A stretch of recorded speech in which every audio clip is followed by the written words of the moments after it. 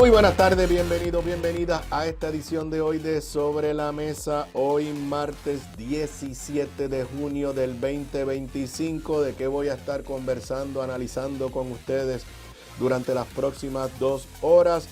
Wanda Vázquez y los otros 2 acusados se declararán culpables de delitos de un delito menos graves. ¿Qué significa esto? ¿Qué ha pasado? Les daré mi análisis con la poca información que tenemos. Autoridades federales acusan y arrestan hermano del senador del PIB por asunto que no tiene que ver con corrupción gubernamental. El senador ya reaccionó. Avanza el proyecto para sacar la policía del Departamento de Seguridad Pública, pero tiene una enmienda que a mí me preocupa y de la que voy a comentar. Sigue en el limbo el llamado rescate financiero a los municipios. Otro feminicidio íntimo, el 10º del año. Y si es martes de energía con Ramón Luis Nieves. Además, en la esfera federal, la expresión que se ha popularizado en Estados Unidos, taco, que quiere decir Trump always chicken out, que cambia de parecer después que dijo que no harían redadas de inmigrantes en hoteles, restaurantes y fincas agrícolas. Ahora se echan para atrás y los arrestos continuarán. Y Trump se fue anoche de la reunión del G7 en Canadá, que reúne a 7 países aliados de los Estados Unidos, para regresar a Washington y atender la crisis por la guerra entre Israel e Irán, que cada día se complica, y Netanyahu e Israel están presionando a Trump para que Estados Unidos entre en la guerra. Estos son los temas que voy a estar discutiendo con ustedes en Sobre la Mesa, que comienza ahora. Un líder cuya voz conecta historia y actualidad. Su visión clara y experiencia única dan luz a los temas que moldean nuestra nación. Aníbal Acevedo Vilá está en Radio Isla 1320. Esto es Sobre la Mesa. Nuevamente bienvenidos, bienvenidas a esta edición de hoy de Sobre la Mesa. Aquí como todos los días desde las 3:55, cerca de las 4 de la tarde, hasta cerca de las 6 de la tarde. Hoy es martes. Los martes, quizás ya saben, hago el programa grabado. Estoy grabando cerca del mediodía, así que si ocurre algo después y ahí se dicen porque Aníbal no está analizando lo que ocurrió a las 3 de la tarde, pero aquí estamos en el análisis a través de toda la cadena de Radio Isla 1320. También nos puedes ver y escuchar en vivo a través de la página de Facebook de esta emisora, el canal de YouTube de esta emisora, en radioisla.tv, a través de la aplicación móvil de Radio Isla y en la página de Facebook de este servidor. Te recuerdo además que esta edición de Sobre la Mesa, al igual que todas las ediciones anteriores, se retransmite a las 10 de la noche por el canal 85 de Liberty Cable TV, y también la vas a encontrar más tarde en cualquiera de las plataformas que permiten escuchar podcasts a través del internet: Spotify, Apple Podcasts, Google Play, y también la encontrarás en mi canal de YouTube. Fácil de encontrarme en YouTube, escribes mi nombre, Aníbal Acevedo Vilá, en el buscador. Si no estás registrado, si no estás suscrito a mi canal, dale a la campanita y quedarás suscrito y recibirás un aviso cada vez que algún nuevo video, alguna edición de Sobre la Mesa esté disponible en mi canal. Te recuerdo además, y hoy es martes, hoy grabamos el nuevo episodio de Análisis de la Z a la A. Normalmente a esta hora ya lo tenemos grabado, pero por conflictos de calendario, lo vamos a grabar Suela Boy, este servidor, hoy a las 7 de la noche, así que estará disponible en nuestro canal de YouTube bajo ese nombre, Análisis de la Z a la A, en Spotify y en Apple Podcast en algún momento más tarde esta noche o temprano mañana. Los que ya son parte de nuestra comunidad digital en Patreon recibirán un enlace en algún momento, o ya recibieron un enlace durante la tarde, para que puedan participar mientras estamos grabando la edición de hoy de Análisis de la Z a la A. Repito, estará disponible en algún momento tarde esta noche, no a las 7 de la noche como normalmente lo hacemos, porque por conflictos de calendario no lo pudimos grabar hoy temprano en la mañana. Si usted me escucha medio raro, no ajuste su celular o su radio. Es que sí, estoy fañoso. Parece ser que los polvos del Sahara que vienen agitando o atacándonos hace tiempo, y yo padezco de bastante alergia, o tengo la alergia revuelta o estoy luchando un catarro, cualquiera de las dos que sea, no me agradan Y sí, estoy pues sonando un poco acatarrado porque de verdad estoy acatarrado. Bueno, lo que ya se estaba anticipando por los desarrollos que había habido en las pasadas semanas, ya se concretizó ayer y hoy ya tenemos más detalles, particularmente de algunos medios de prensa, como en Noticel Oscar Serrano y como en Bonita Radio la periodista Carmen Enita Acevedo, tienen más información de cuál es el acuerdo que firmó, que han llegado acordado, valga la redundancia, Wanda Vázquez y los otros dos coacusados con la Fiscalía Federal. Cuando escuchamos que se estaba negociando, todos partimos de la premisa que si tú estabas negociando es porque de algo se iban a declarar culpables. También, por lo menos yo, partí de la premisa que si se trataba de una figura como la exgobernadora Wanda Vázquez, exsecretaria de Justicia, y de un banquero, persona de mucho dinero, como el venezolano Herrera Bellutini, pues todos partimos de la premisa que la negociación debería concluir con que, aunque se declaren culpables de algo, no conlleve cárcel. En este momento no tenemos los detalles. Lo que sabemos es que llegaron a un acuerdo que va a ser lo que en el mundo del Tribunal Federal le llaman un information. ¿Qué quiere decir eso? Lo que aparentemente va a suceder es que los cargos por los cuales ellos fueron acusados por un gran jurado, que eran cargos de soborno, cargos graves, acuérdense que la alegación central de este esquema era que el banco de Herrera Bellutini estaba siendo investigado por el gobierno de Puerto Rico. Es un banco, lo que le llaman un banco extranjero aquí, que es legal, pero permite hacer cierto tipo de transacciones. No es un banco en el que usted va a abrir una ATH. Se llama una institución financiera internacional. Ese banco estaba siendo investigado, fiscalizado por el comisionado de seguros de Puerto Rico, y Herrera Bellutini quería que sacaran al comisionado de seguros de su puesto, y en un esquema que se describió en las acusaciones, hizo los acercamientos con la gobernadora, y la alegación es que Herrera Bellutini pagó una encuesta carísima para, en la etapa aquella de la primaria de Wanda Vázquez contra Pedro Pierluisi, y que básicamente el delito era que él ofreció la encuesta que costaba miles de dólares y Wanda Vázquez aceptó la encuesta a cambio de que despidieran a la persona que estaba de comisionado de instituciones financieras. Y eso sucedió. Wanda Vázquez despidió a la persona que estaban allí. Y no solamente eso, se nombró a una persona en ese puesto allegada a Herrera Bellutini. Lo que sucede es que después la persona se inhibió del asunto del banco venezolano de Herrera Bellutini. Esa era la esencia de la acusación, un asunto extremadamente serio, claramente de corrupción gubernamental.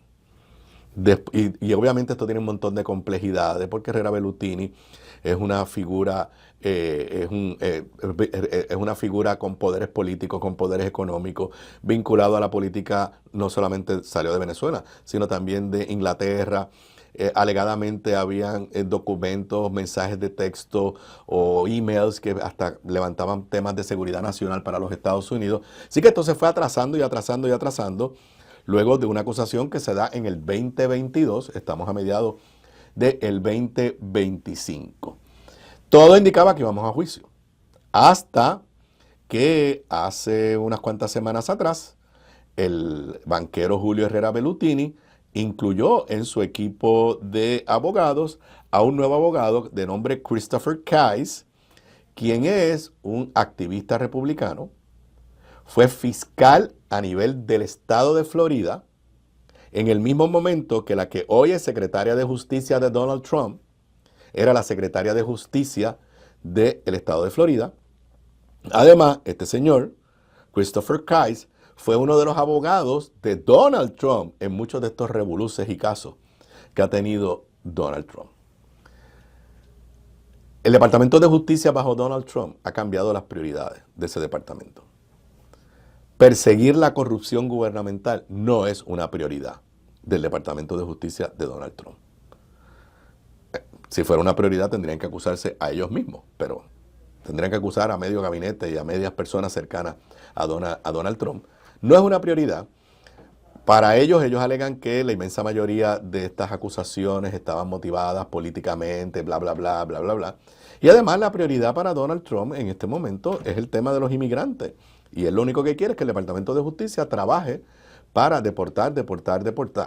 Así que la combinación de un nuevo abogado allegado a Donald Trump y a la secretaria de Justicia y el hecho de que la política pública de Donald Trump ha cambiado, le abrieron las puertas a Herrera Bellutini y junto con Herrera Bellutini a Wanda Vázquez y al otro acusado, el ex agente federal Mark Rossini. Ese es un poco el trasfondo de cómo llegamos a donde llegamos. La información que tiene Oscar Serrano en su nota hoy en Noticel, desde temprano en la mañana, es que se van a declarar culpable en el caso de Wanda Vázquez de ella recibir un donativo político de una persona que no es ciudadano americano ni residente de los Estados Unidos. Y en el caso de Bellutini, pues la acusación es de dar ese donativo. No está claro si la acusación es recibí el donativo o acepté recibirlo, o si la acusación es ofrecí el donativo o di el donativo. Es ilegal bajo las leyes federales, y esto es importante que lo sepan los políticos aquí de Puerto Rico, es ilegal para cualquier puesto electivo que te acepte un donativo de una persona que no es residente de los Estados Unidos o no es ciudadano americano. Si aquí hay un hermano dominicano que legalmente tiene residencia en Puerto Rico o en Estados Unidos, puede dar donativo. Si hay un hermano puertorriqueño que vive en Francia, pero sigue siendo ciudadano americano, aunque tenga residencia en Francia, puede dar un donativo. Pero Herrera Bellutini ni era ciudadano americano, ni tenía residencia en los Estados Unidos.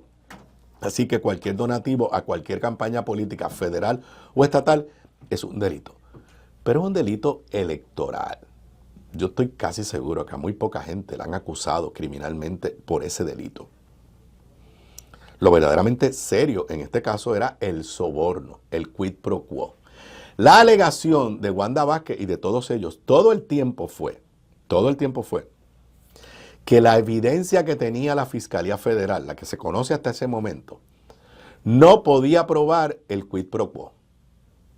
De que había habido un intercambio. Tú me das la encuesta que tú la pagaste, me ayudaste de esa forma en la campaña y a cambio de eso yo despido al comisionado de instituciones financieras. La alegación de Wanda Vázquez era, ahí no hay suficiente evidencia, ahí lo único que hay evidencia es de un acto político, de que el venezolano quería ayudar políticamente a Wanda Vázquez. Sin embargo, es bien importante para entender lo que parece que va a suceder, que esa alegación se le presentó en una moción de desestimación a la jueza Silvia Carreño, la que iba a presidir este juicio.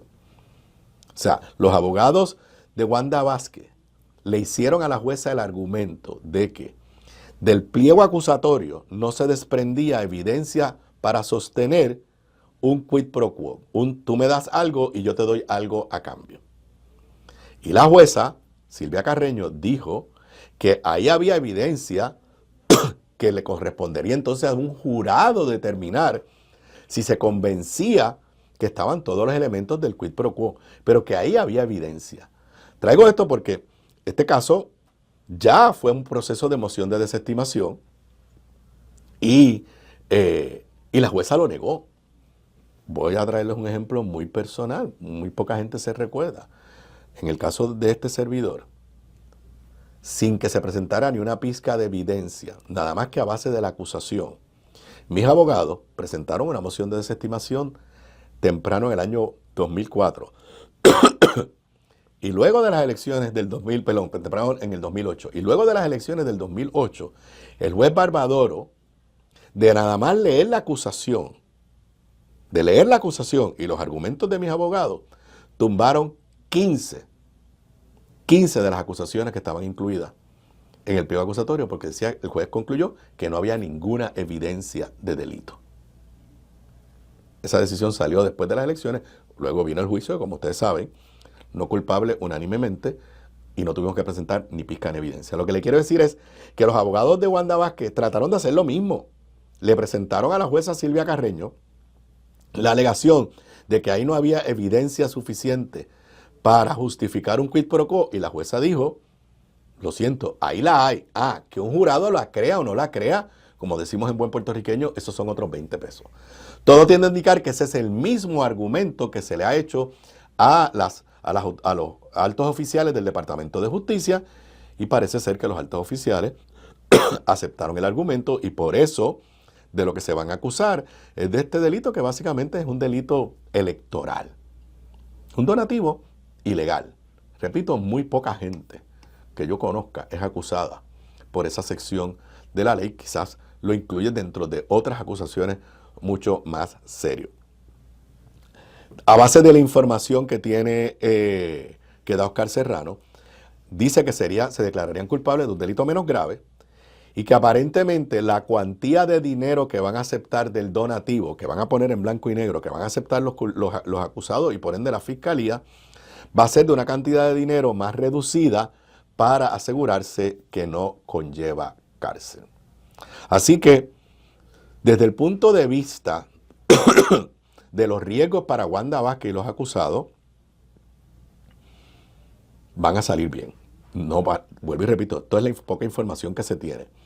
Todo tiende a indicar que no van a ir a la cárcel, sí se van a tener que declarar culpables para estar en su récord criminal, se declararían culpables de un delito menos grave. Repito, al final le toca a la jueza tomar las determinaciones de lo que acepta y de la sentencia que va a aceptar. Los casos serios de soborno se desestiman, o sea, desaparecen. Information quiere decir que no va a haber una acusación de un gran jurado, sino que el fiscal federal directamente presenta la ocasión y simultáneamente ellos se declaran culpables, presumo yo, que les pondrán alguna especie de probatoria y les pondrán alguna multa. Esto se pone interesante porque Herrera Bellutini está viviendo fuera de los Estados Unidos. Hay quien dice que está viviendo en Inglaterra. También he leído que está viviendo en algún país árabe. Pero no solamente eso, sus abogados dijeron que él no podía venir a Puerto Rico porque se le venció la visa para entrar a los Estados Unidos. Ayer yo escuchaba análisis que a base de eso había que concluir que no iba a haber cárcel. Bueno, si hubiera habido cárcel, pues existen acuerdos de extraditación. Yo creo que sí, que es cierto que parece que no va a haber cárcel, porque yo no puedo imaginarme a Wanda Vázquez y a Herrera Bellutini aceptando un acuerdo que les haga cumplir ni un día de cárcel.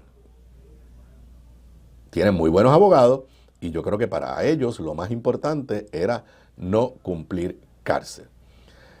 Los detalles, vuelvo y repito, los tendremos cuando se dé la vista, que se ha pedido que sea una vista virtual, porque Rossini y Herrera Bellutini no están en Puerto Rico. En el caso de Herrera Bellutini ni tan siquiera puede viajar a Puerto Rico porque no tiene visa para entrar a los Estados Unidos. Obviamente, desde el punto de vista de nosotros, el pueblo de Puerto Rico, no vamos a saber qué de verdad pasó. No vamos a tener el testimonio de, creo que eran 21 testigos que habían anunciado. No vamos a poder escuchar las grabaciones que alegadamente se hicieron. No vamos a poder ver si hubo mensajes de texto, si hubo correos electrónicos. Y desde el punto de vista de sanear la cosa pública en Puerto Rico, pues sí, nos quedamos con un vacío. Para los acusados es la mejor salida. Para el Departamento de Justicia, yo no tengo la más mínima duda que esto es presionado por Washington. Hasta hace 3 semanas, hasta que entró el nuevo abogado de Herrera Bellutini, Fiscalía Federal estaba firme en que podía probar su caso. Vuelvo y repito, no lograron convencer a la jueza Silvia Carreño en mociones de desestimación. O sea, Fiscalía Federal estuvo defendiendo su caso y argumentando que estaba listo para ir a juicio. No tengo la más mínima duda que esto responde a la influencia política de este Christopher Kise y a la nueva política pública del Departamento de Justicia de Donald Trump. Hay todavía interrogantes. ¿Cuál va a ser la sentencia? Hay una interrogante sobre el título de abogada de Wanda Vázquez Hay quien entiende que si es un delito menos grave, que no incluye depravación moral, pues no va a conllevar que la separen del ejercicio de la profesión de abogada. Obviamente tiene otras consecuencias desde el punto de vista de, yo creo que ya no le interesaría, pero si quisiera ocupar un cargo público, ese tipo de cosas. Pero para alguien que quería evitar una sentencia de cárcel, probablemente es una buena negociación. Pero manchada queda. Su mancha está aceptando la comisión de un delito federal, pero, repito, en un delito que normalmente las autoridades federales no procesan a nadie por eso. Simple y sencillamente, si es una violación de donativos de campañas políticas, es más, debió procesarse aquí en Puerto Rico. Porque ese donativo, como se presentó, era una violación a la ley electoral de Puerto Rico. Pero sabemos que nuestros organismos de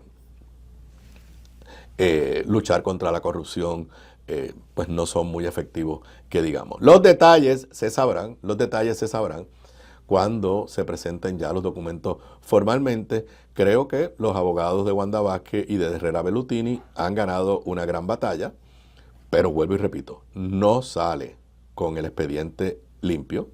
Se va a tener que levantar la mano y decir que sí, que acepta la comisión de un delito federal. Lo que sucede es que será un delito menos grave y nosotros, el pueblo de Puerto Rico, no tendremos el beneficio de conocer qué de verdad fue lo que pasó. Porque la descripción, una cosa es que técnicamente no constituya el delito que describe el Código Federal, bla, bla, bla, todo eso. Pero la descripción de un banquero que entonces tiene acceso a la gobernadora, que a la gobernadora la llevan a la boda de otro empresario de mucho dinero en Puerto Rico, y que la sientan en la misma mesa con el empresario, y que entonces de momento el empresario hace una encuesta que alegaban que costaba 200 y pico de mil pesos. Yo he dicho, nunca en mi vida he visto una encuesta que cueste tan caro. Y que entonces la persona que quería que votaran del gobierno sí la despiden del gobierno, donde iba a haber testimonio de funcionarios del Banco Internacional, iba a haber testimonio de allegados a la gobernadora, allegados políticos a la gobernadora. Todo eso, yo creo que el pueblo de Puerto Rico se merecía conocer. Independientemente de si había delito o no había delito, se merecía conocer qué fue lo que pasó con este acuerdo. Gana parcialmente Wanda Vázquez y los dos acusados.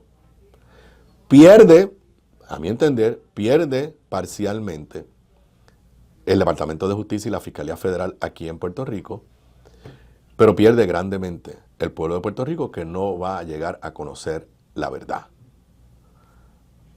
Antes de irme a la pausa, con esta movida, ¿saben qué?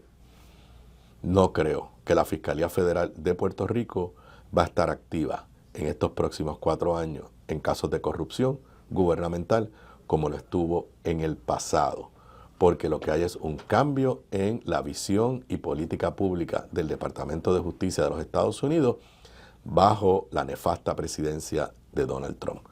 Regreso luego de la pausa. La clave para la buena cocina, además de los ingredientes y recetas, está en la calidad de los productos en los que cocinas. Por eso te recomiendo mi línea Giovanna Heike Cookware Collection, con acabado en cerámica, mangos ergonómicos y 4 milímetros de espesor para mejor conducción de calor. Lo distribuye North Caribe Imports y su marca Caribí, donde además encuentras utensilios de cocina y limpieza para tu hogar. Ahora cuida tu jardín con Caribí Garden. Caribí, calidad, experiencia y el mejor precio. Pídelos en tu supermercado más cercano. Simplifica tu vida con Caribí. Distribuye North Caribe Imports, la empresa puertorriqueña con más de 50 años sirviéndote a ti.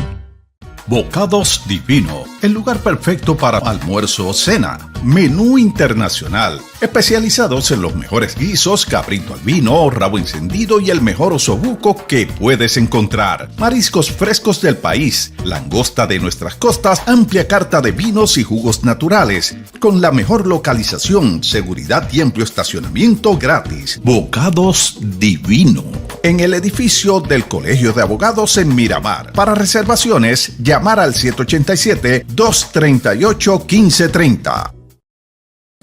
Gramas Lindas, gramas, plantas, palmas y todo para tu jardín. En Dorado, 796-1386. 796-1386. Gramas Lindas, excelente calidad y servicio insuperable. 796-1386. Aquí de regreso a Sobre la Mesa, hoy martes 17 de junio del 2025, temprano en la mañana, despertamos con la noticia de que primero había un operativo de unos arrestos por las autoridades federales a cargo de HSI relacionado con fraude de documentos y robo de identidad. Estoy leyendo unas declaraciones escritas de las autoridades federales en conjunto con los inspectores postales, seguridad diplomática, servicios secretos y seguro social. Iban a arrestar personas, que creo que se arrestaron 8 personas en Vega Baja, Carolina, Levittown, Bayamón, Cataño y Caguas. Había 8 órdenes de arresto y 6 órdenes de allanamiento. Las 8 personas fueron arrestadas. Eso primero corrió temprano en la mañana de que había un operativo de arresto de las autoridades federales. Luego la noticia evolucionó de que una de las personas acusadas y arrestada era de nombre Iván González Costa, quien se confirmó es hermano del senador por el Partido Independentista Puertorriqueño, Adrián González Costa. El senador ha reaccionado por escrito. Yo creo que estuvo en esta estación. No ha estado. Ok. Ya ha reaccionado por escrito y voy a leer sus reacciones. Hoy es un día sumamente difícil para mi familia. Como hijo, mi prioridad en este momento es mi familia, en especial mi mamá y mi otro hermano, y el impacto emocional que esta situación tiene sobre ella y sobre todos nosotros. Sobre el arresto de mi hermano, Iván González Costa, será el proceso judicial el que determine su participación o no en los hechos que se le imputan y como cualquier ciudadano tendrá que enfrentar ese proceso y responder ante la ley como corresponde. Como senador, los actos de otras personas, incluso familiares, no me definen. Yo sigo firme en mis principios, en el compromiso con la transparencia y en servir con integridad al pueblo de Puerto Rico. Agradezco la comprensión y el respeto a la privacidad de mi familia durante este proceso. Tengo que reconocer, y en cierta medida no usar la palabra felicitar, pero reconocer que las expresiones del senador son muy atinadas. Obviamente, cuando sucede cosas como esta, es duro para la familia y la solidaridad familiar siempre está ahí presente, pero ni ha salido a echar lodo a su hermano, a negar a su hermano, tampoco ha salido a defenderlo a ultranza. Es un momento difícil, lo que ha dicho, bueno, pues el proceso dirá si lo que se alega ocurrió o no ocurrió. Esto no tiene nada que ver con corrupción gubernamental. Obviamente, no, al momento que yo estoy grabando, no se tienen los detalles del pliego acusatorio, pero no tiene nada que ver con la función pública de nadie, no tiene nada que ver con el senador. Tristemente en Puerto Rico hemos tenido situaciones como esa, donde figuras públicas, sus hermanos, sus primos, son acusados, y yo creo que el país ha comenzado a separar el grano de la paja, como diría uno, y a entender que pues uno es responsable por los actos de uno, pero que uno no es responsable por los actos ni de sus amigos ni de sus familiares. Así que el hecho de que el senador haya respondido habla muy bien de él, y pues ya sabremos los detalles en términos de qué se trata esta acusación. Obviamente, en el plano familiar tiene que ser un momento, como muy bien él dice, sumamente difícil para él y para su familia. Bueno, y en tema de gobierno sustantivo, lo había anticipado ayer y ya ocurrió ayer en la sesión del Senado de Puerto Rico se aprobó el proyecto para sacar a la policía del Departamento de Seguridad Pública. Se aprobó con, creo que votación, déjeme buscar aquí la nota, creo que fue con votación de la mayoría de todos los senadores, menos la senadora María de Lourdes. Aquí está la nota en el periódico El Nuevo Día. Más cercana la autonomía de la policía. Senado da paso al proyecto de administración que le devuelve la independencia sacándola del Departamento de Seguridad Pública. Yo creo que aquí casi todo el mundo está de acuerdo con esta propuesta de la gobernadora. El Partido Popular dijo que lo ideal sería eliminar el Departamento de Seguridad Pública. Yo estoy de acuerdo. Yo no le veo sentido a ese departamento. Ya le sacaron instituciones, ciencia forense. Ahora le sacan a la policía. ¿Qué le queda? Manejo de emergencia. El 911. O sea, no me hace sentido. Creo que el paso correcto es eliminar el DSP. Creo que ese es el paso correcto. Me está curioso que Tomás Rivera Chat consumió un turno para básicamente decir que él lo dejaría allí y que la solución hubiera sido que quien fuese el comisionado de seguridad a la misma vez fuese el secretario de Seguridad Pública. Estoy leyendo de la nota de Noticel. Mientras Tomás Rivera Chat cerró el debate explicando que su posición era que el negociado se quedara bajo el DSP y que fuera solo una persona liderando todo el componente. Según el presidente del Senado, creaba más eficiencia en la estructura administrativa. Cita textual. Me parece que este no es el mecanismo que va a resolver el problema porque, dicho de la manera más simple, los problemas de dinero se resuelven con dinero. Nuestra gobernadora planteó sacar la policía del DSP y a mí me parece que ninguno de los dos elementos, incluyendo o sacando a la policía del DSP, va a resolver el problema. Soy de la opinión que el problema se resolvía si el jefe del DSP y el jefe de la policía era la misma persona, tal como lo hizo Pedro Rosselló González, y funcionó. Y lo que está recordando Tommy, bajo Pedro no se creó el Departamento de Seguridad Pública porque hubo oposición y no se aprobó en la legislatura del PNP. Y entonces Pedro, por orden ejecutiva, creó la Comisión de Seguridad, que era una sombrilla que incluía varias agencias, incluyendo la policía, y Pedro Toledo era superintendente de la policía y comisionado de seguridad a la misma vez, pero no se había creado por ley. Aquí no hay duda.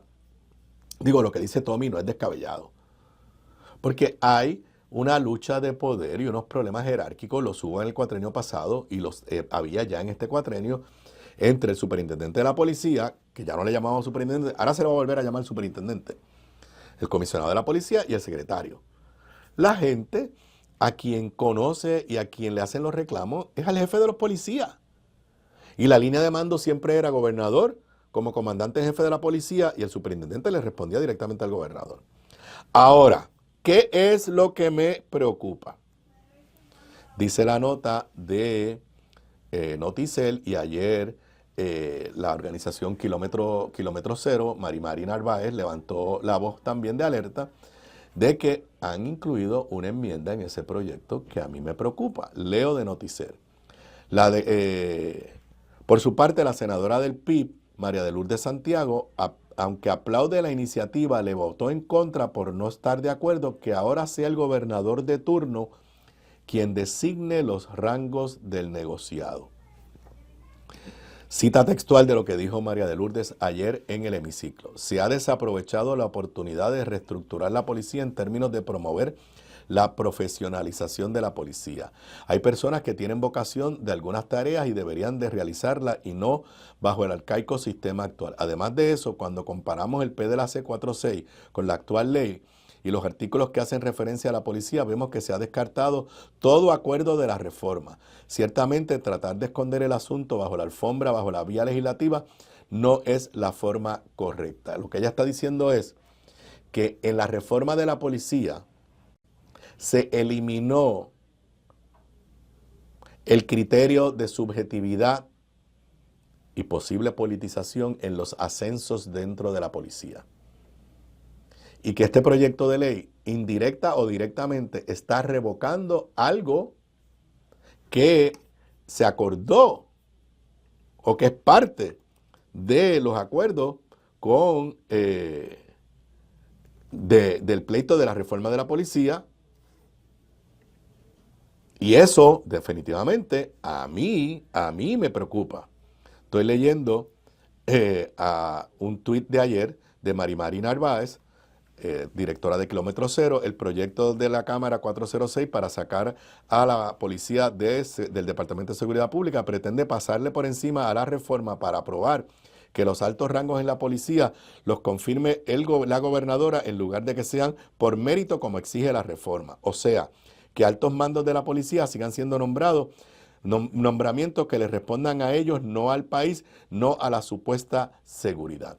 Este dato es preocupante. Yo no sé lo que va a hacer el juez Arias con esta determinación, pero no hay la más mínima duda que la intención de los legisladores del PNP es revocar esa parte de la reforma de la policía acordada por gobiernos anteriores y refrendada por el Tribunal Federal. Y tengo que lamentar que quienes únicos están levantando esta voz es Marimari Narváez de Kilómetro Cero y la senadora del PIB. No sé si alguien más levantó, pero yo no me hubiera enterado. O sea, yo estoy a favor del proyecto, yo estoy a favor de que saquen a la policía del DSP. Pero yo no sabía hasta ayer, cuando el proyecto fue a votación, que incluía este lenguaje. Esta ha sido una de las grandes batallas en la reforma de la policía ante el Tribunal Federal. La despolitización de la policía. Que los ascensos no sean a base de quién estuvo en la avanzada de quién. Y eso que poco a poco comenzaba a ser un avance, esta pieza legislativa parece ser que pretende revocarlo. Yo confío que el juez Arias, que es el que está presidiendo este pleito en este momento, no va a permitir y va a decir, a mí no me importa lo que diga una nueva ley, aquí hay un acuerdo y hay una reforma de la policía bajo la que yo tengo jurisdicción que la voy a poner en vigor. Pero no se olviden, y con esto me voy a la pausa, que otra de las cosas que la gobernadora quiere hacer es acabar el pleito de la reforma de la policía. Si ahora tú juntas las dos cosas, que van a volver a politizar los ascensos en la policía, y por otro lado, que la gobernadora pretende que saquen a la policía de Puerto Rico de la reforma que está bajo jurisdicción del Tribunal Federal, pues básicamente lo que estaríamos viendo es un retroceso peligroso en lo que a esto se refiere. Regreso con más luego de la pausa. Aquí de regreso a Sobre la Mesa. Me disculpan, pero como dije al inicio del programa, estoy aquí luchando o con alergia o con catarro o una combinación de las dos. Estoy aquí hoy martes 17 de junio del 2025 a través de toda la cadena de Radio Isla 1320, en radioisla.tv, en la página de Facebook de esta emisora, en la página de Facebook de este servidor, en el canal de YouTube de esta emisora. Y recuerden que esta edición se retransmite a las 10 de la noche por el canal 85 de Liberty Cable TV y que más adelante también la encontrará en todas las aplicaciones que permiten escuchar podcast y también en mi canal de YouTube bajo mi nombre Aníbal Acevedo Vila. Bueno, estamos a 17 de junio. El año fiscal se acaba el 30 de junio. El próximo año fiscal comienza el 1 de julio. La gobernadora, cuando a fines de mayo dio su mensaje de estado, nos describió un presupuesto que era una chulería. Allá había chavos para todo el mundo. Tanto el presupuesto vigente, que es el que termina ahora, como el del año que viene. Y la gobernadora le dedicó varios párrafos a hablar de las finanzas de los municipios y dio cantidades de dinero millonarias que todos los alcaldes que estaban allí se levantaron a aplaudir. Era una cosa, como diríamos, impresionante desde el punto de vista de la cantidad de dinero que alegadamente había. De allá para acá lo que hemos tenido es contradicciones, confusión, falta de información. Y hoy, 17 de junio, a pocos días que termine el presente año fiscal, a pocos minutos de que presente el presente año fiscal, el rescate financiero del que habló la gobernadora está en el limbo. Hay unos dineros que se supone que estén en el presupuesto de este año y hay unos dineros que se supone que van a estar en el del año que viene. Pero los alcaldes no saben nada. Leo aquí de la página 7 de la edición impresa del Nuevo Día. Municipios navegan en la incertidumbre. A 2 semanas de que finalice el año fiscal, los alcaldes se mantienen en la incertidumbre ya que no conocen detalles del llamado rescate financiero que ofreció el gobierno central ni de las partidas propuestas para el año que viene. O sea, les ofrecieron unos chavos para ahora, para antes del 30 de junio, no saben dónde están. No saben de verdad cuánto es, a quién les toca y para qué se puede usar. Y hay un nuevo presupuesto que empieza el 1 de julio y tampoco saben cómo van a quedar sus finanzas bajo ese nuevo presupuesto. Cita textual al alcalde de Jayuya, Georgie González, y presidente de la Asociación de Alcaldes. Llegamos a unos acuerdos que no se cumplieron. Explicó que hace más de una semana se reunieron con el presidente de la Cámara, Johnny Méndez, y el director de la Oficina de Gerencia y Presupuesto, Orlando Rivera, y acordaron entregar a los alcaldes un desglose de los 45 municipios que se beneficiarían del llamado rescate financiero en el presupuesto vigente, así como el detalle de los fondos que recibirían el próximo año fiscal. Cita textual. Hoy, se refiere a ayer, a 2 semanas y pico de esos acuerdos no hemos tenido ninguna contestación, ni en lo positivo ni a lo negativo, lo que es una incertidumbre para aquellos municipios que están por terminar el año fiscal en difícil condición económica. El denominado rescate financiero, anunciado en mayo por la gobernadora, consiste de $35 millones que tiene OGP a ser distribuido entre 45 municipios. Cita textual de Georgie González. El mal llamado rescate financiero, porque un rescate financiero es cuando si a ti te quitan 350 millones y te dan una miseria, pues eso no es ningún rescate. Eso lo que están dando es un parchito para cubrir un boquete. Eso es en cuanto a este año fiscal. En cuanto al próximo año fiscal, dijo que este jueves se reunirá con personal de finanzas de la Junta de Supervisión Fiscal. El presidente de la Federación de Alcaldes, Gabriel Hernández, el del PNP, tampoco tenía información nueva, aunque aseguró que mantiene comunicación con los asesores de la Junta. Cita textual a el presidente de la Federación de Alcaldes. Ayer me confirmaron una reunión a la 1 p.m.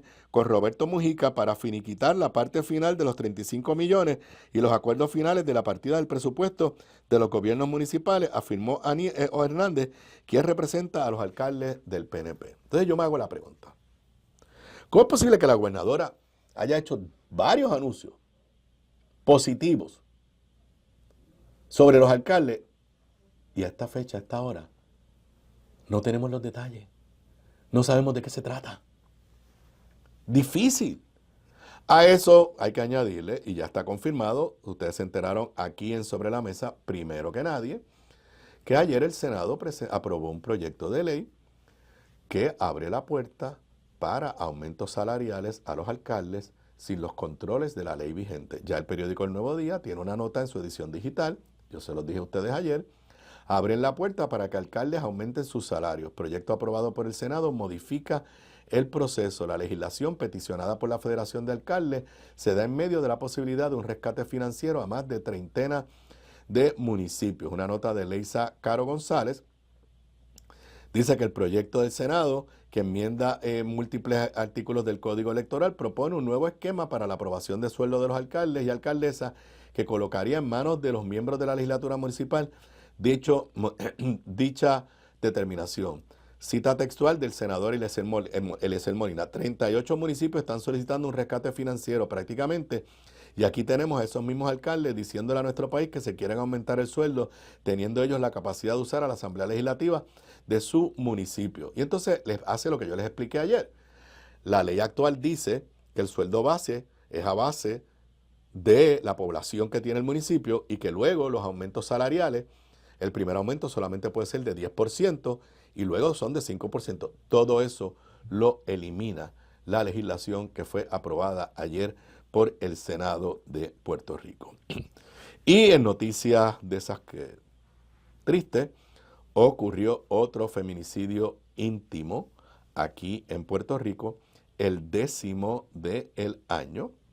Estoy leyendo aquí la nota de digital. Ustedes saben que yo no hablo mucho en este programa de los temas de crimen, salvo cuando son circunstancias como esta. Me parece que el tema de la violencia contra la mujer, la violencia de género y los feminicidios, mujeres que mueren a manos de su pareja o expareja, es un asunto importante que requiere nuestra atención, dice esta nota temprana en la mañana, actualizada hace un rato, del periódico El Nuevo Día. Mujer es asesinada por su esposo, quien muere por aparente percance de salud, y uno de los hijos fue herido de bala.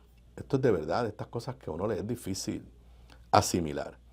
Dice la nota de Alex Figueroa Cancel y Andrea Guimares Soto: un hombre asesinó a su esposa e hirió a uno de sus hijos en un caso que es investigado por la policía desde la mañana de este martes en Ponce. De acuerdo con la información preliminar, el sospechoso, identificado como Antonio Pavón Morales, de 51 años, falleció posteriormente por una aparente complicación de salud. Presumo yo que le dio un ataque al corazón. Pues aquí yo, como médico que no soy. Los hechos fueron reportados a eso de las 6 de la mañana en la barriada Clausel, donde el primer aviso de las autoridades fue sobre un hombre que se había atrincherado en una residencia. Estamos aquí citando de la policía de Puerto Rico. Cuando la policía llega, se encuentra que la residencia está cerrada con cadena. Los agentes gritan y sale un individuo. Él dice que llamó para un escalamiento, pero que ellos no eran policía. Los agentes me dicen que él estaba como enajenado de la realidad. ¡Wow! Esto está difícil.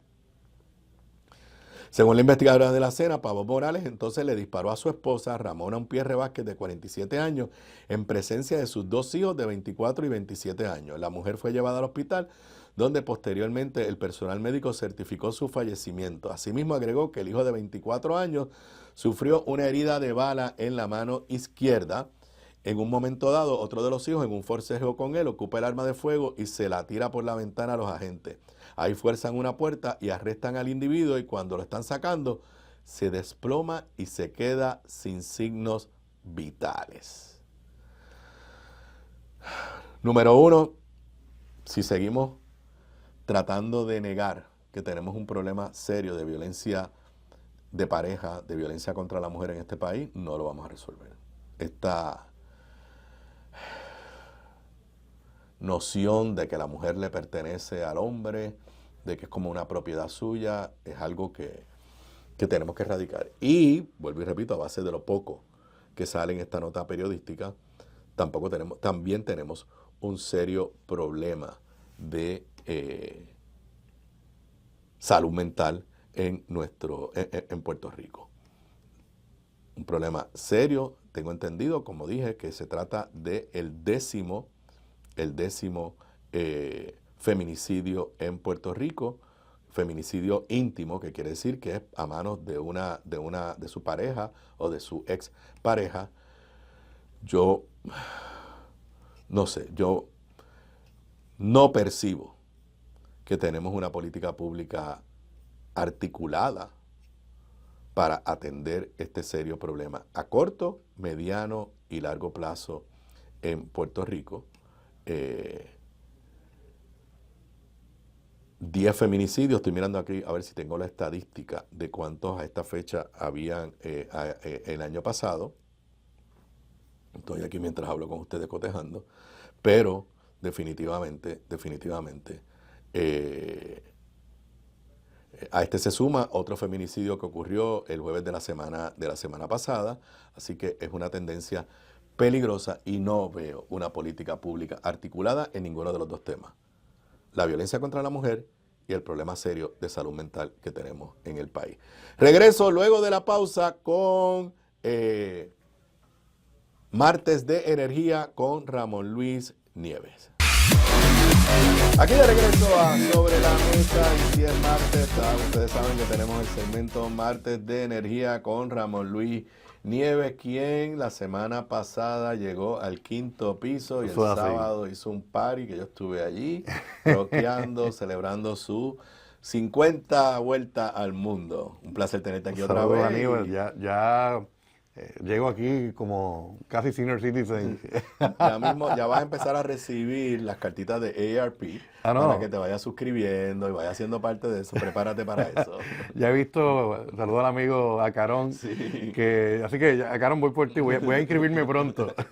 Así que, y nada, sé que yo estuve allí un ratito con Zoe, la pasamos chévere y me imagino que te quedaste pariciando. De verdad que estuvo espectacular y fue bueno, y es bueno repasar esto de cumplir años, un día es igual que otro, pero uno cumple años y particularmente el número así, Sí, como bueno, uno reflexiona mucho y bien positivo. sí. Bueno, todos los días hay noticias de energía. Yo, pues, aunque tú no estés todos los días tengo que tocar el tema.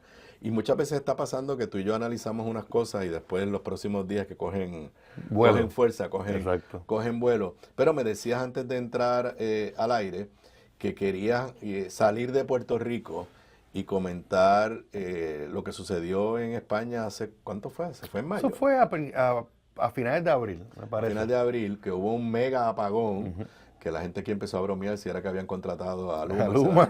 Se lo habían llevado para el 28 de abril, el apagón del 28 de abril, y hoy salió un informe del gobierno español sobre ese apagón, y me dijiste, vamos, porque aunque parezca que no tiene que ver, un poco tiene coincidencia con lo que está pasando en muchos lugares del mundo, incluyendo Puerto Rico. Sí, Aníbal. ¿Qué dice ese informe? ¿Qué fue lo que pasó en España? Pues mira, te pedí que habláramos de este tema por una razón en particular, porque tan pronto que ocurre el apagón, es más, a las horas, todavía España estaba oscura, por así decirlo, cuando distintos sectores, no solo en España, sino en Estados Unidos y en Puerto Rico, y en otros lugares del mundo, comenzaron a culpar a la alta penetración de energías renovables como la causa del apagón. ¿Y por qué creo que ese tema es importante, Aníbal? Porque en los últimos años se ha seguido una narrativa aquí y se ha reproducido una narrativa de que yo le llamo The Empire Strikes Back, como Star Wars, donde el imperio de las combustibles fósiles que se ha visto bajo asedio durante quizás 10, 15 años por los cambios de política pública a favor de la energía renovable, ahora está culpando a la energía renovable por la inestabilidad de los sistemas. Y así que el tema del apagón de España fue como, se le sirvió de bandeja de plata, ahí para decir, mira, ve, un país que tenía una estabilidad energética como España, tuvo una alta penetración de renovables y tuvo un apagón masivo. Pues hoy, en el día de hoy que estamos hablando, el gobierno español publica un informe que se está discutiendo dentro del gobierno español y ya se hizo público, donde es mentira, esto no fue culpa de las renovables, nada. ¿Cuáles fueron las causas que se han identificado hasta el momento del apagón? Básicamente es una multiplicidad de factores, Aníbal. Y el gobierno español está culpando a la operadora del sistema, no es a Luma, no es Luma. La operadora del sistema eléctrico español, más o menos lo que sería Luma, lo que hace Luma aquí, se llama Red Eléctrica. Y eso es una empresa que el gobierno español es dueño de esa empresa, tiene un 20% de esa empresa y el resto pues una operación privada. Pues, que curiosamente, paréntesis, eso es un modelo que muchos países tienen, donde el gobierno lo que hace es que es una semi-privatización. En República Dominicana el gobierno tiene acciones también en muchas de las generadoras. Nada, es para que sepamos que ese modelo aquí en Puerto Rico no se ha tratado, pero existe, donde tú no eres dueño total, pero tienes una participación como codueño. Correcto. De hecho, ahora que lo menciona, en esto de energía, Aníbal, hay una multiplicidad de modelos energéticos de cómo tú gestionar la energía en cada estado, cada jurisdicción. Hay una figura, por ejemplo, en Puerto Rico tenemos lo que es el Centro de Control Energético en Monacillo, que es el cerebro del sistema energético. Pues hay planteamientos de que, como ocurre en otras jurisdicciones, de que se puede operar de manera independiente, que lo llaman Independent System Operator, un operador independiente de ese cerebro energético. Hay distintos modelos que se han perseguido. Pero volvamos a España. Pero bueno, volviendo a España, antes que siga la digresión, pues lo que ha determinado el gobierno español es que, en primer lugar, el día anterior al apagón, se supone que 10 centrales, 10 plantas de energía convencional, básicamente, estuvieran en operación, pero a horas de la noche del día antes del apagón, una de esas plantas privadas dijo, no voy a operar mañana. Así que en vez de tener 10 plantas operando de energía convencional, no renovable, iba a tener 9. Y la red eléctrica se confió de que no iba a haber ningún problema, que operaran las 9 en vez de las 10. Pero eso creó problemas al día siguiente, contribuyó a los problemas. Entonces, después que ocurre este incidente, o va a ocurrir este incidente, entonces el gobierno estaba también culpando a las compañías que operan plantas del sistema, que algunas de ellas estas plantas, hay disturbios en el sistema esto ha pasado en Puerto Rico, Cuando- pues se desconectan. Cuando dicen que se desconecta para para protegerse. protegerse, la expresión que hemos escuchado. Correcto, eso es un tema técnico que es real. Pero dice el gobierno español que algunas de esas plantas se desconectaron mal, de una manera que no era correcta. Así que todos estos factores contribuyeron al apagón. ¿Cuál es el mensaje? Por lo menos desde mi punto de vista, cuál es el mensaje que nos trae y la lección? Sí, es un hecho de que en España hay una integración masiva de energías renovables, que se ha criticado que se han desconectado unas plantas, creo que nucleares incluso, en la medida que ha entrado energía renovable al sistema. Pero no es tú integrar energía renovable y ya, es que tienes que integrarlo también mejorando la red, modernizándola, para que la red pueda tolerar esa energía renovable que de por sí es intermitente, tener suficiente almacenamiento, las baterías, suficientes temas técnicos que esa red pueda tolerar ese influjo de energía, esa integración de energía renovable, a la vez que integra la energía convencional. Así que el tema no es si la energía renovable es mala o buena, o el villano de la película o el héroe. Es que hay que hacerlo de manera responsable. Es un mensaje importante para Puerto Rico, donde la narrativa, incluso en el momento actual, es de que el problema de Puerto Rico es que tiene mucha energía, está entrando mucha energía renovable, que es básicamente energía renovable en los techos de las casas. Pues eso no es cierto, eso tampoco es cierto. Y una pregunta que yo tengo, hay que tenerlo presente, Aníbal, es, a Luma le corresponde el diseño de la red que se va a reconstruir con los 16,000 millones de pesos enviados por el gobierno federal. Es importante tener una transparencia de qué tipo de red se está diseñando para que sea una red que tolere también la integración masiva de energía renovable que ordena nuestras leyes. Porque aquí puede haber una trampa de que en 10 años estemos hablando de este tema y hayamos dicho, bueno, se reconstruyó finalmente la red de Puerto Rico, pero lo hicieron de tal manera que solamente puede tolerar a los combustibles fósiles y limitar ahí la integración de renovables. Y al final del día esto es un tema también de dinero. O sea, hay dinero vendiendo gas natural, vendiendo otros combustibles fósiles, y hay dinero también en los contratos de renovables. O sea que también hay unos temas de competencia comercial en este tema. Bueno, aterrizando acá, hoy yo les aclaro que los martes grabamos cerca del mediodía. Y de momento el periódico El Nuevo Día nos da una de esas noticias que uno va a celebrar. Luma Energy propone reducción de 2.4% en la factura por baja en el costo de combustible. Pero entonces si vamos al viernes de la semana pasada, Luma Energy estaba peleando con el negociado porque no le subían la tarifa. Yo sé que son dos cosas diferentes, Bueno, pero aprovechemos porque este tema, y tú y yo lo hemos continúa. dicho, va a continuar, y el tema de si viene una revisión de la tarifa básica versus el tema de la revisión de cada 3 meses son dos temas diferentes que confunden a la gente. Explícanos qué significa esto que acabamos de leer, que parece una buena noticia. Digo, creo que es una buena noticia hasta que Israel e Irán sigan bombardeándose y se vuelva a chavar todo, pero que eso está bien peligroso. Pero de eso voy a hablar en los últimos 2 segmentos del programa de hoy. Explícanos otra vez los 2 procesos que entonces se están dando ahora paralelamente, la revisión de la tarifa básica y la revisión de cada 3 meses. Correcto. Y de hecho, Aníbal, quiero hacer referencia a que hoy en el periódico de hoy salió un anuncio. Un corte de página completa. Está aquí, ahorita Aníbal lo consigue. Sí, que creo que es bueno, es informativo por parte de Luma, donde aquí, y esto es importante, te revela, en todas las facturas que nos llegan mensualmente, está esta misma gráfica. Es importante que la busquen. Y vemos que el 76% de lo que nosotros pagamos en nuestras facturas de Luma es por el costo del combustible. O sea, esto no tiene que ver ni con Luma ni con nada, sino es lo que cuesta para tu generar energía el combustible que utilizamos. Y de eso, pues, el 18% de lo que pagamos es lo que va a la operación de Luma, y el 6% tiene que ver con unos subsidios que se han aprobado por ley. 2 cosas, Aníbal. ¿Por qué Luma publica esto ahora? Bueno, es importante verlo, ¿verdad? Porque están pidiendo, por otro lado, que aumente la tarifa básica, que es este chunk, que es lo que va a este 18%. Que quiero aclarar, no es 18% que ellos se ganan. No, exacto. El 18%, de ahí sale lo que le cuesta a ellos, pues todos los empleados que tienen, lo que cuesta a ellos desde el punto de vista del mantenimiento que tienen de él, y claro, la ganancia de ellos también está ahí. Estoy en lo correcto. Bueno, no, porque la ganancia realmente está en un contrato. Aquí sí, pero Luma, ese contrato está en la tarifa. Es parte de los costos de operación de del la sistema. tarifa.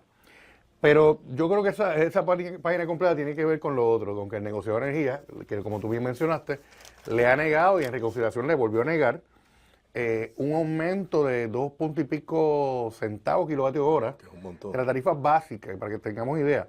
Entre 1989 y el 2016, ese renglón de tarifa básica nunca subió. Porque obviamente siempre iba a haber la crisis política para el gobernador que estuviera sentado en esa silla, de que la autoridad estuviera subiendo Y lo que hacía la autoridad es, para no subir la tarifa básica, era coger prestado. Esa es una de las razones por las cuales se fue a quiebra, ¿verdad? Pero desde el 2017 hasta hoy no se ha revisado. En aquel momento subió, si mal no recuerdo, o 1 centavo o casi 1 centavo, una cantidad así, la tarifa básica. Los que pagan un equipo de energía renovable tienen medición neta, que siempre está diciendo, no, mira, yo le estoy pagando 4 pesos a la autoridad, a Luma, todos los meses, es por esa tarifa básica, ¿verdad? Pero eso es algo que es distinto a lo que tú estás mencionando ahora, de que hoy Luma está recomendando y le está sometiendo al negocio de energía una propuesta de disminuirnos lo que vamos a pagar por la tarifa eléctrica en los próximos 3 meses.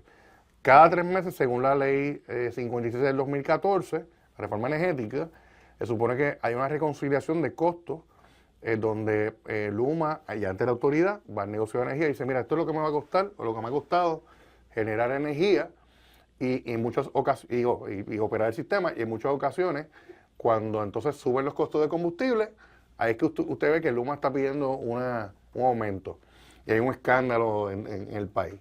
Pero cuando baja entonces el costo de combustible, ellos están obligados a también descifrar el negocio de energía y se rebaja la luz.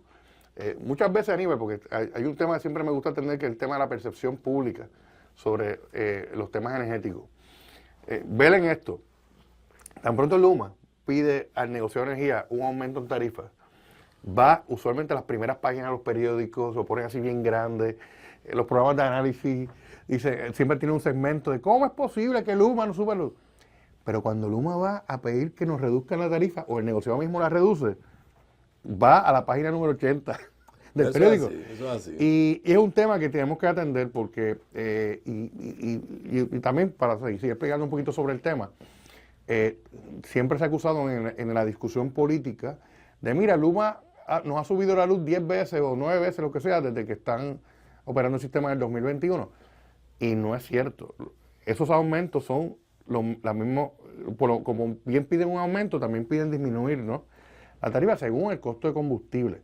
Lo único distinto es que por primera vez desde que Luma opera el sistema del 2021 está pidiendo un aumento en esa tarifa básica que no se revisa desde el 2017. Y por eso en este momento, para que no se confunda, usted va a estar escuchando qué va a hacer el negociado con la revisión de cada 3 meses, que es la que pidió 2.4% para abajo, pero también va a estar escuchando qué está pidiendo Luma, qué está pidiendo Genera y qué está pidiendo la autoridad, que no ha dado los datos, para revisar la tarifa básica, que yo me temo que va a ser para arriba.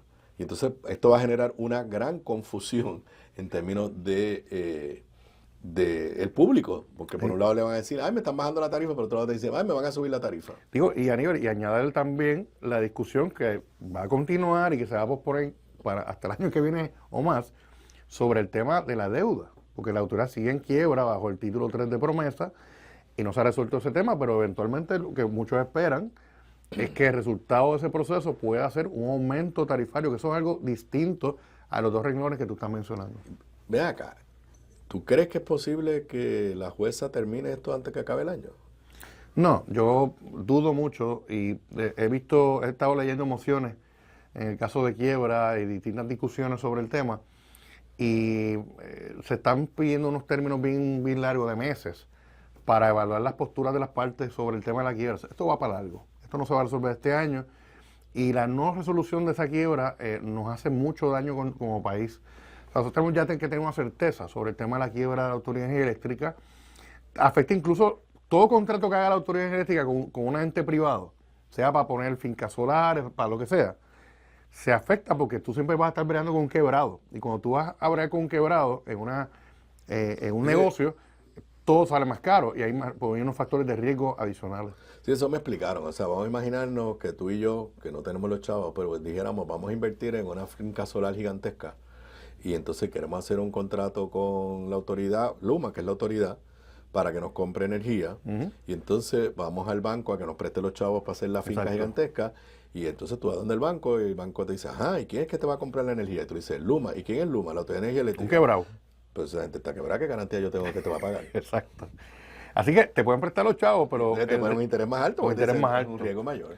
En este negocio, particularmente lo que tú estás mencionando, Aníbal, en cuanto a las fincas solares y eso, lo que buscan las compañías es lo que se llama el PPA, el Power Purchase Agreement, el acuerdo de compraventa de energía, y con ese documento tú vas pidiendo prestado. Bueno, ¿quién me presta? Tengo un contrato aquí. Y ahí esos factores, el hecho de que la autoridad siga en quiebra, encarece el financiamiento. Eso es uno de los problemas que hemos tenido en nuestra transición a renovables. Ok, volviendo a ese tema entonces de la tarifa básica. No sé si viste que primero se nombró, hay un examinador, un oficial examinador. Sí, Scott Hempling, que es de los... ¿Puedo hablar brevemente? Scott Hempling ha sido contratista del negocio de energía por muchos años.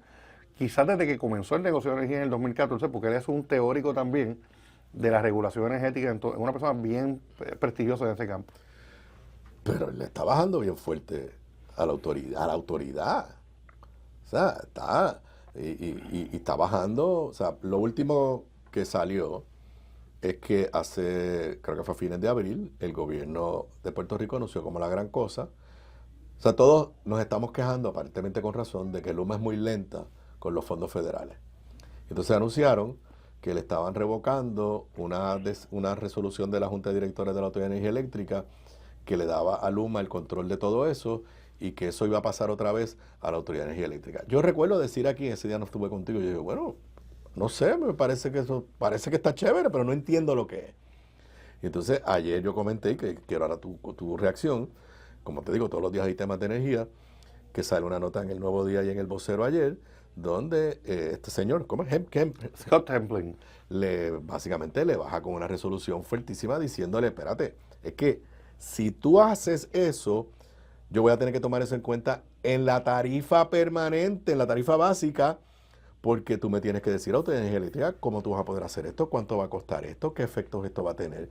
Y entonces, dame tu reacción. Y entonces, antes de eso, también le había regañado a la autoridad porque no le había entregado a Luma los estimados de cuánto ellos necesitan para operar, porque la autoridad existe, para entonces Luma pasarle esa información al negociado en cuanto a la tarifa básica. ¿Qué te parece a ti que, por lo menos yo he percibido en 2 resoluciones de este oficial examinador, un poco jalándole las orejas al gobierno, a la Autoridad de Energía Eléctrica?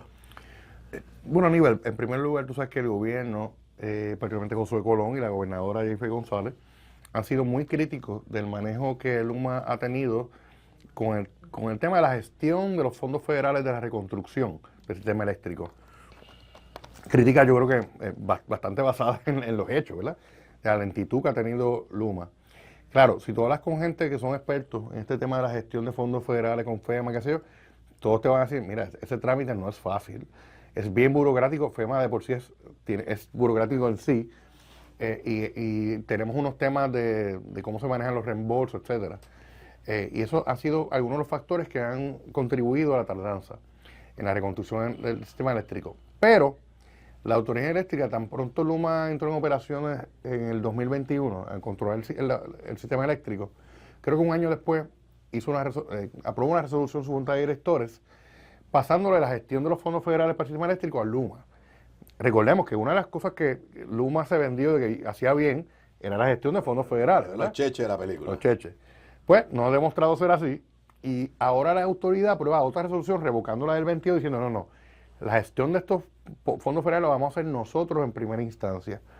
Y como tú dices, el negociador de energía a través de su oficial examinador está diciendo, mira, pues esto no puede hacerlo así, por hacerlo, porque esto puede tener unos impactos económicos, tarifarios, incluso en el plan fiscal de la autoridad. Yo lo que veo, Aníbal, sin embargo, es y creo que lo hemos discutido antes en el programa, hay una intención de parte de la Autoridad de Energía Eléctrica actualmente, que la gente pensará que no existe, pero sí existe, está allí, de ir retomando funciones que se le quitaron en la privatización cuando se hicieron los contratos privados con Luma y Genera. Así que vamos a ver instancias como esta, donde la autoridad va a estar tratando de recoger vela y volver a tener un espacio de autoridad dentro del sistema eléctrico de Puerto Rico, que hubo una percepción de que la perdió. Mucha de la atención en los últimos 2 o 3 años sobre el tema energético estuvo centrada en Luma y después Genera. Y la autoridad como que no existía, no era un player, estaba por ahí, aunque estaba Josué Colón. Y Josué Colón estaba como quizás vos en el desierto entonces. Sí, porque... Diciendo, mira, está pasando esto, está pasando lo otro. Y obviamente ahora la rueda se viró y Josué Colón se convierte en el zar de energía. Y ya hay como un cambio en esa dinámica. Pero, digo, no sé si te hago la pregunta que te hago todos los martes, si se ha vuelto a reunir el comité de energía. O sea, la gobernadora la última vez creó un subcomité para buscar un posible sustituto. ¿Tú no estás en ese? No, fue un subcomité y fue una sugerencia de algunos miembros para asistir al zar de energía, Josué Colón, en la tarea de identificar un nuevo operador para el sistema. Claro, eso no es una autoridad en ley, porque la autoridad en ley para hacer eso la tiene P3, ¿verdad? La alianza público-privada que dirige el ingeniero Colón. No tengo constancia de qué ha pasado con eso, el comité no se ha reunido hace ya un tiempo, así que ya veremos qué ocurre. Y en este escenario, y vamos a entrar un poquito en aguas profundas y conflictivas, mientras no se resuelva la quiebra ante la jueza Taylor Swain, ¿es realista pensar que alguien va a venir a decir, yo me quiero meter ahí a operar eso? Bueno, yo te diría también, Aníbal, de que, y de hecho, el viernes pasado asistí a un foro interesantísimo del Centro de la Nueva Economía, Sí, donde el nuevo día lo recogió el fin de semana. Donde el amigo profesor Luis Aníbal Avilés, Sí. Que de hecho estuvo en la Junta de Gobierno cuando tu gobernación. Sí, bajo mi gobernación. Y que presidió la Junta. Y Luis Aníbal ha sido una persona que ha influido mucho en las legislaciones de reforma energética desde el 2014 hasta ahora, y una persona a quien respeto y mucho. Estaba discutiendo con Sergio Marzuach, que ha trabajado con el tema energético hace ya 20 años, literalmente.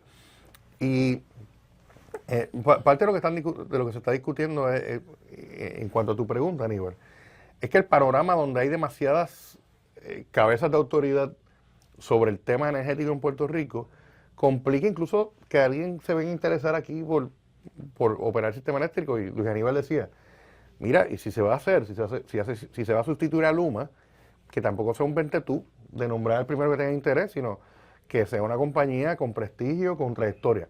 La pregunta es, la autoridad todavía en quiebra, como mencionamos. El tirijala que hay entre todos los players del tema energético ahora. Genera su dueña New Fortress. Está ahí. Problema financiero serio. Exacto. ¿Vendrá alguien interesado en operar? Y la segunda pregunta que siempre me hago, ¿y a qué precio? ¿Verdad? Porque si yo fuera, ¿verdad? Uno pensaría, mirando el tema de Puerto Rico, dice, pero la compañía que estaba allí, la votaron a los 3 años. Pues yo no voy a cobrar 100 millones de pesos, no, le voy a cobrar 300. No, la votaron a los 3 años y se estuvo quejando de que no le ponían el financiamiento que decía el contrato, porque se pasan diciendo que si no tienen los chavos depositados acá, que si no tienen los chavos depositados allá. Que es un tema de debate entre ellas, de si eso ocurre o no. Pero lo cierto es que yo creo que, y lo he dicho antes, pero me parece que el problema está en la raíz. La raíz fue el modelo de privatización que se creó en el 2018, que ese modelo de privatización nos llevó a estos problemas de tener múltiples entidades reclamando que tienen la razón sobre este tema, no se ponen de acuerdo, y al final del día quienes nos afectamos es el pueblo y el sector privado. Yo quisiera acabar con una nota más positiva, pero Ramón Luis no nos pone aquí mucho positivismo. En el timetable, volviendo a las de las tarifas, se supone que entonces ese 2.4% que nos va a bajar lo decida antes de fin de este mes, ¿verdad? Sí, eso ya lo radicó Luma, así que el negociador pues lo estará viendo en estos días. Ahora, y ya veremos cuál es la revisión de la tarifa básica. Esa empieza la discusión pública más o menos en julio. Sí, no tengo el timeline correcto, pero... Si yo entendí que creo que como el 3 o el, qué sé yo, al principio de julio se supone que le entreguen al negociado las recomendaciones. Las recomendaciones. Eso pues se abre un proceso donde el negociador de energía como opera, esto es importante porque a veces la memoria, hay memoria corta.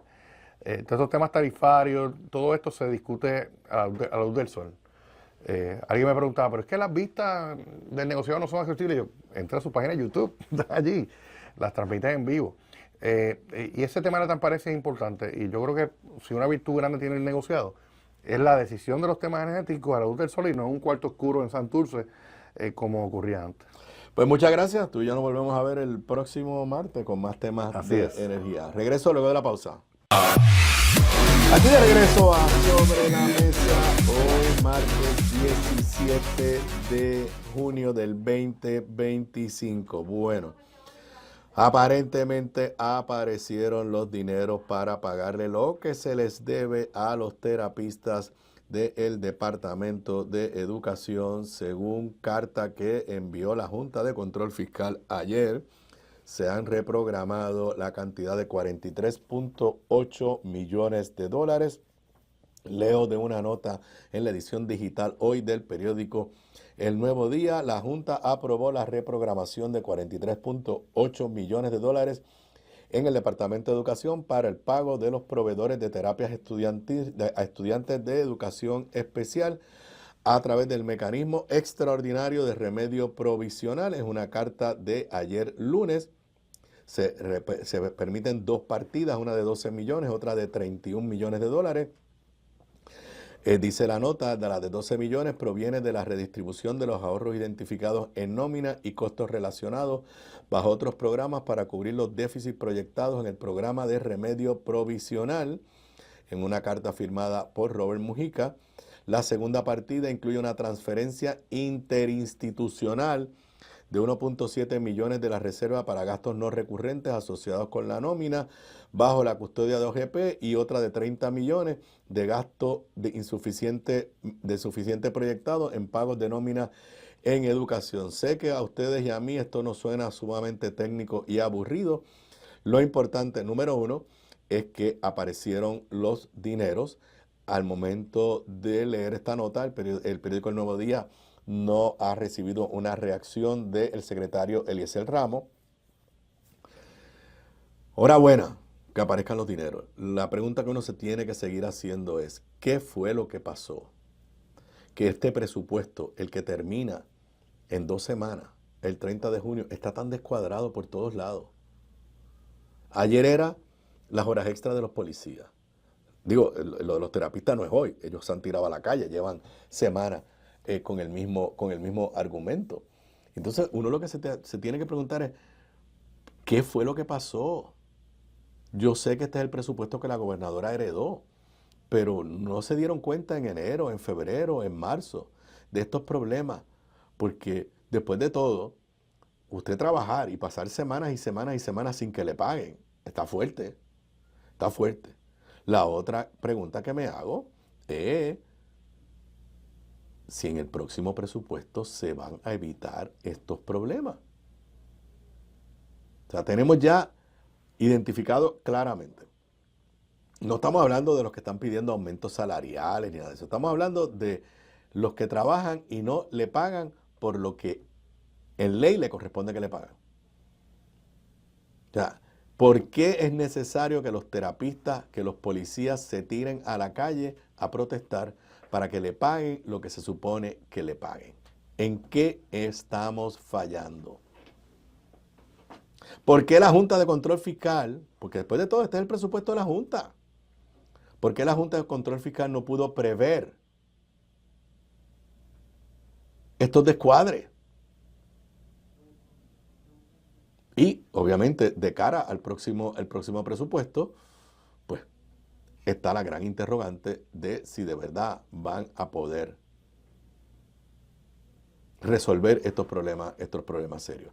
Comentaba ayer, y la realidad es que ahora estoy por pensar que ya es una cruzada. Comentaba ayer sobre las expresiones que está haciendo la Secretaría de Justicia, la nueva Secretaría de Justicia, Linet Gómez Torres, sobre el tema del aborto. Y sus expresiones cada vez son más fuertes. Creo que se está abriendo una peligrosa puerta en Puerto Rico. Yo quisiera saber cuál es la posición de la gobernadora. Leo de una nota en el periódico Noticel, tomada de una entrevista que hizo la secretaria esta mañana. está de Mediatura. Ayer había estado aquí en Radio Isla, hoy estuvo en la estación Colega en Magic. Titular, Secretaria de Justicia insiste que el aborto es ilegal en Puerto Rico si se practica por fines no médicos. Nota de Pamela Hernández Cavilla, la secretaria está firme en su posición de que la práctica del aborto en Puerto Rico es ilegal, exceptuando si la paciente se practicó o tiene planes de practicarse un aborto por asuntos médicos. Sigo leyendo, la controvertible posición que lleva arrastrando desde su vista de nombramiento es que bajo el marco legal vigente que regula el aborto y está contenido en los artículos 98, 99 y 100, no hay más excepciones que para justificar la práctica del aborto que no sea por asuntos médicos. Cita textual. Nosotros entendemos que el aborto es ilegal si no se dan los estatus que hay, que disparatera, perdón, ese soy yo, que hay en el 98, 99 y 100, pero hay excepciones. Si el médico le dice a la madre, tu vida está en riesgo, hay que practicarte un aborto, y el consentimiento informado es que la madre está de acuerdo y consciente de lo que está haciendo, pues entonces no constituye delito. Ahí es que yo tengo el problema. El Código Penal no dice que es que su vida está en peligro. Vuelvo a la nota. En otras palabras, si una mujer desea practicarse un aborto solo por voluntad propia, constituiría un delito según la Secretaria de Salud. En otras palabras, para la Secretaria de Salud, esto no es una decisión de la mujer. Repito, yo quisiera saber y que se le pregunte a la gobernadora Jennifer González, porque estos son asuntos de política pública. Yo quisiera saber si esa interpretación de la Secretaria de Justicia es la interpretación de la gobernadora y si la gobernadora va a dar directrices que se ponga en vigor esa interpretación. Vuelvo, cita textual de la secretaria. Eso no está bajo las excepciones que están en los artículos, no es bajo mi criterio, es que bajo la ley que nos rige actualmente nosotros no hemos recibido al día de hoy una querella de que estas clínicas estén actuando ilegalmente. Nosotros vamos a ejecutar bajo la ley vigente. La secretaria insistió que su norte es estar alerta en las clínicas de aborto y actuar tan pronto reciban una querella de que se actúa de forma ilegal. Repito lo que dije ayer, la secretaria lo que está abriendo la puerta es a que Rodríguez Bebe, Proyecto Dignidad, Provida, toda esa gente se paren frente a una clínica de aborto y empiecen a fabricar un caso y le lleven una querella. Y yo quiero saber si la gobernadora de Puerto Rico va a tratar como una criminal a una mujer que toma libremente la decisión de en sus primeras etapas de gestación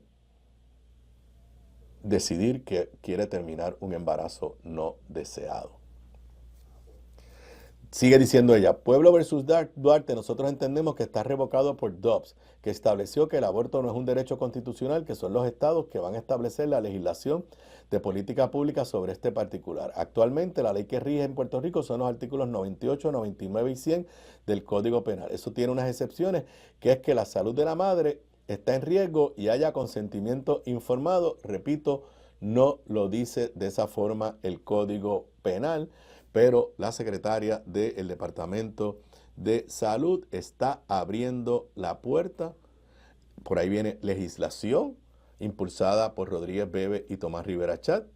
Y creo que vamos a ver pronto en Puerto Rico una confrontación en un asunto que no era una gran controversia en Puerto Rico, que lo que hace es dividir y que es la ruta de ir quitándole derechos, particularmente en esta circunstancia, derecho a la mujer puertorriqueña. Esto no es un problema en Puerto Rico. Usted puede tener sus creencias religiosas que usted crea, pero no hay razón para imponérselas a otras personas. Y tratar a una mujer que está considerando o que decide terminar un embarazo como una criminal es un retroceso histórico. No entiendo por qué la insistencia de la secretaria de Justicia en que lleva en el cargo una semana y prácticamente de lo único que ha hablado es de esto. No del crimen organizado, no de detener la entrada de drogas a Puerto Rico, no de violencia de género, no de los feminicidios, de lo único que prácticamente habla es del tema del aborto. Y me parece que está invitando, vuelvo y repito, lo que está es invitando a los sectores más ultraconservadores del país, ultraderechistas, que de alguna forma u otra le lleven una querella, porque eso es lo que ella quiere. Ella lo que quiere es que alguien le lleve una querella, y vuelvo y repito, yo quiero saber si la gobernadora está de acuerdo en criminalizar la decisión de una mujer de terminar un embarazo no deseado. Lo dije ayer, según el código, si usted, en las clínicas usted la atiende un médico, y si usted le dice al médico que su salud mental no le permite, su estabilidad emocional no le permite llevar a cabo, o sea, completar el embarazo, pues ya, eso es suficiente. Y esa es la interpretación en el caso de Pueblo versus Duarte. Pero, nuevamente, se está generando una controversia sobre un problema que no existe en Puerto Rico. Regreso con Donald Trump y lo que está pasando en la esfera de Estados Unidos y mundial luego de la pausa. Aquí de regreso a Sobre la Mesa, ya en el último segmento, hablando de los temas allá en Estados Unidos y a nivel internacional. El ambiente se está complicando sobremanera. Pero primero en el tema de los inmigrantes. Si hay algo que está... Donald Trump, que es un bully y que se pasa insultando a la gente, no tolera cuando de alguna forma se burlan de él. Y en el tema de los aranceles, pero ahora está empezando a moverse a otras áreas, empezaron a acuñar la expresión en Estados Unidos, taco, que quiere decir Trump always chickens out. Trump, la T, always la A, chickens, la C, out, que básicamente, si lo fuéramos a traducir en español, pues Trump siempre se huye o sale corriendo como una gallina. Porque cada vez que se ponía un arancel, después a las 2 semanas lo quitaba, lo volvía a poner, lo quitaba, lo volvía a poner, lo volvía a quitar. Bueno, pues la semana pasada, fin de la semana pasada, y lo comentamos aquí en Sobre la Mesa, Trump anunció que no iban a haber más redadas de inmigrantes en hoteles, restaurantes y fincas agrícolas. ¿Por qué? Bueno, porque sus amigos millonarios de esos sectores le estaban diciendo, me estoy quedando sin trabajadores. Y lo dijo, lo anunció. Bueno, pues hoy el periódico Washington Post nos trae la noticia de que ayer hubo una llamada de altos oficiales del departamento de ICE y básicamente el departamento de Homeland Security, y dijeron que sigan con los arrestos, que sigan con los operativos en las fincas agrícolas, en los hoteles y en los restaurantes. Se alega que hubo una llamada ayer a eso de las 11 de la mañana y que básicamente se revocó la directriz de Donald Trump, que aparentemente no fue ninguna directriz. Fue unas expresiones de esas públicas que él hace sin ninguna consecuencia y sin mayores efectos. Sobre el tema de los inmigrantes, hoy el periódico El Vocero nos tiene una nota en la primera plana, más de 40 nacionalidades entre los arrestos de HSI en Puerto Rico. Desde enero, la agencia federal ha intervenido con más de 500,000 de personas desde países tan cercanos como República Dominicana y tan distantes como Nigeria, Rusia y Japón. Uno de los datos que yo había visto, no sé si lo tienen aquí, es que un % bajísimo de estos que están intervenidos tenían récord criminal o tenían órdenes previas de deportación o simplemente se los están llevando porque se los están llevando. Dice la nota de Pedro Menéndez Sanabria en El Vocero. Durante los pasados meses, la oficina local de la rama investigativa del Departamento de Seguridad Nacional ha recibido en promedio entre 10 y 15 llamadas confidenciales diarias sobre potenciales violaciones a leyes migratorias, lo que ha llevado a la agencia a realizar más de 238 operativos de inspecciones de cumplimiento con la reglamentación migratoria relacionada a permisos para laborar en territorio estadounidense. En total, la agencia ha intervenido con 650 personas con más de 40 nacionalidades. Los casos no solo están relacionados con la falta de permiso para laborar en la isla. Y entonces citan aquí al subdirector de HSI, Yariel Ramos, nos hemos enfocado en lugares donde la inteligencia recopilada nos ha llevado. Nos llaman diariamente entre 10, 15 personas llamadas al día. Y pues menciona básicamente que hay más de 40 nacionalidades, República Dominicana, luego Haití, Venezuela, México, China, Brasil, Uzbekistán y otros 6 países lejanos. Así que esto, pues, Chicken South, taco. Primero dijo que no se iba a meter en los restaurantes, hoteles y fincas agrícolas y su propio gobierno lo ha revocado o no le ha hecho caso o simplemente se echó para atrás como se está convirtiendo en la costumbre y la norma de Donald Trump. Pero vamos al asunto más serio. La situación entre Israel y Irán. Donald Trump ayer estaba en la reunión del G7. El G7 es el grupo de presidentes de las 7 potencias económicas, todas aliadas de los Estados Unidos. Se estaban reuniendo en Canadá y se suponía que Donald Trump se quedara hasta el día de hoy.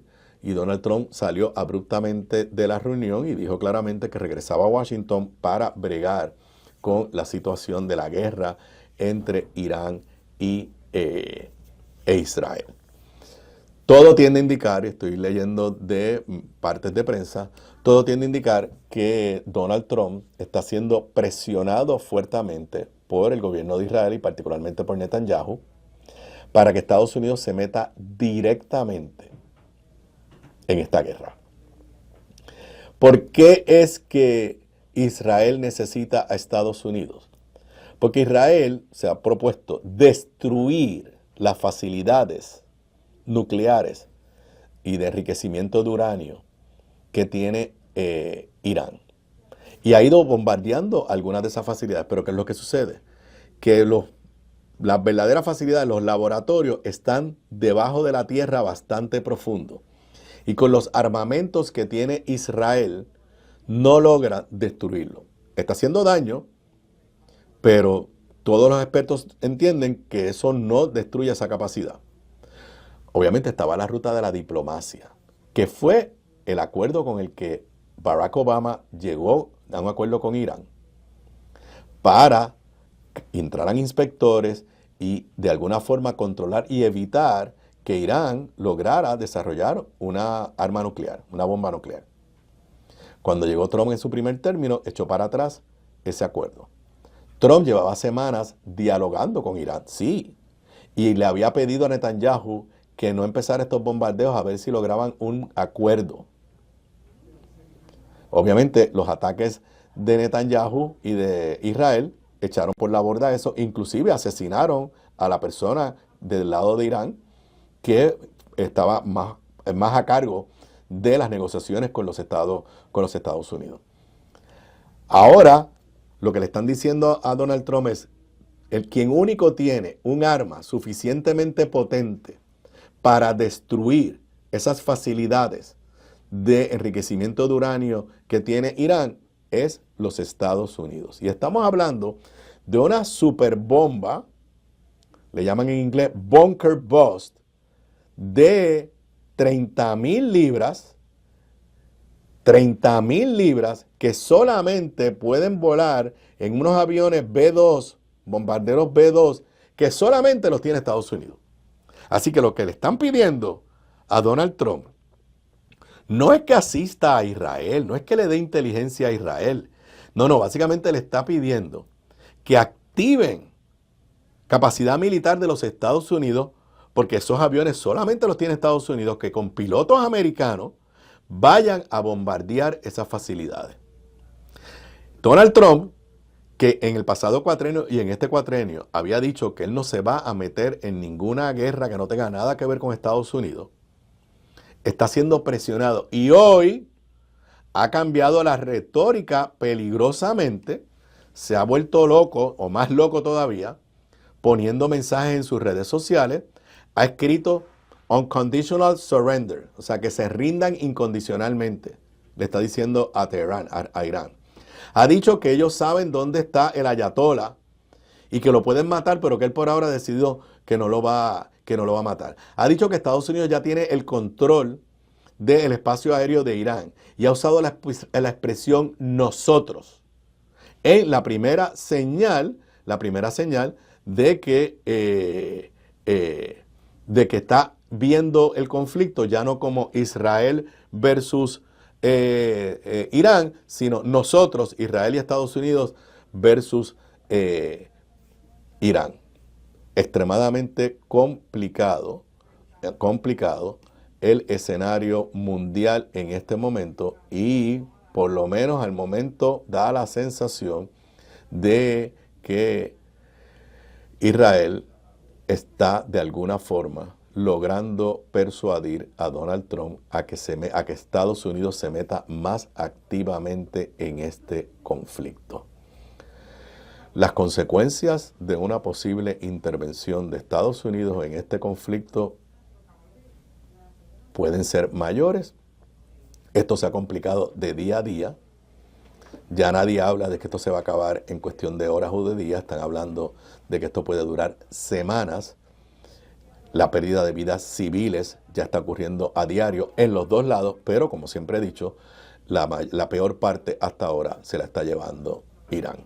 Y con eso yo me retiro por hoy. Ustedes y yo nos volvemos a ver mañana, miércoles, como siempre, a las 3:55 de la tarde. Lo próximo aquí en Radio Isla 1320, Heredando en Paz. Buenas tardes.